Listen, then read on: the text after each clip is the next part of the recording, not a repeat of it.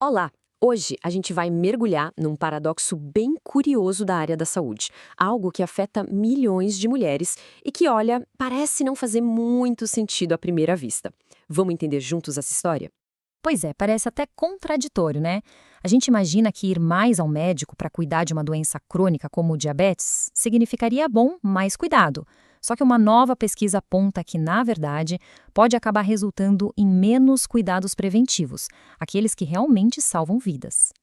Então, para a gente entender essa história direito, nosso roteiro vai ser o seguinte. Primeiro, vamos ver que lacuna é essa na saúde. Depois, por que essas falhas acontecem. Em seguida, quais são os riscos disso tudo. Aí, a gente fala sobre a solução. E, por fim, sobre como é possível assumir um papel mais ativo nesse processo. Vamos lá? Vamos começar então pela primeira parte, a surpreendente lacuna na saúde. Uma pesquisa bem recente jogou uma luz em alguns dados, digamos, preocupantes sobre o cuidado preventivo que mulheres com diabetes têm recebido. A grande descoberta é basicamente esta: ter mais contato com médicos e hospitais por causa do diabetes não significa automaticamente uma melhor saúde preventiva no geral. Na verdade, o que se descobriu é que pode até ser o contrário. E olha só que preocupante. Este gráfico mostra a diferença de um jeito muito claro.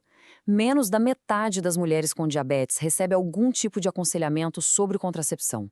Isso comparado com cerca de 62% das mulheres sem a doença. É uma diferença gigantesca numa área tão importante quanto o planejamento familiar. E a coisa não para por aí, né, não. Esse número, de 10 a 20%, representa o quão menos provável é que mulheres com diabetes façam exames de rastreamento para câncer de colo do útero. É uma falha que, claro, pode levar a diagnósticos tardios e muito mais perigosos. Isso nos leva à segunda parte. Por que o cuidado falha? A grande pergunta é, como uma coisa dessas acontece? Basicamente por duas razões principais que a gente vai ver agora: o ofuscamento e a fragmentação.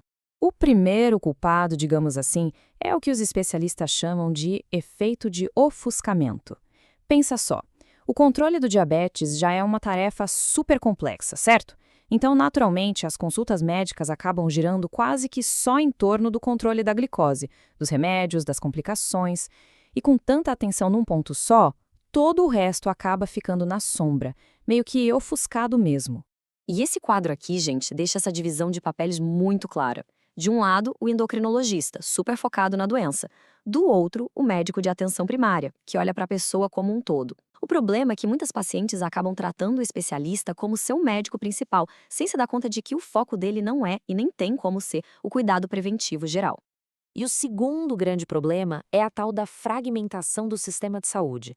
Quando não existe um profissional central coordenando tudo, é muito fácil que o paciente caia pelas frestas entre um especialista e outro.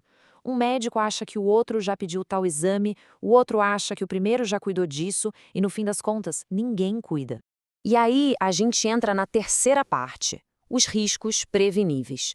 Porque, vamos ser claros, essas falhas no cuidado não são um mero detalhe, um pequeno inconveniente. Elas têm consequências bem sérias. Pois é, a lista de riscos é de arrepiar. A gente está falando de diagnósticos de câncer que poderiam ter sido pegos bem no início, de gestações de alto risco que poderiam ter sido mais bem planejadas e seguras, e até de um aumento no risco de complicações muito graves, tanto para a mãe quanto para o bebê. Tudo isso é consequência direta dessas falhas na prevenção. E para a gente ter uma ideia do peso disso, olha só que a doutora Neha Narula, lá da Escola de Medicina da Universidade de Stanford, disse. Ela deixa bem claro que não estamos falando de um probleminha, mas de algo com consequências reais e de altíssimo risco para a saúde das mulheres. Mas calma, nem tudo está perdido. Felizmente existe uma solução bem clara para isso, e é o que a gente vai ver agora na quarta parte, a solução da atenção primária. A chave é fortalecer o papel desse médico como verdadeiro coordenador da saúde.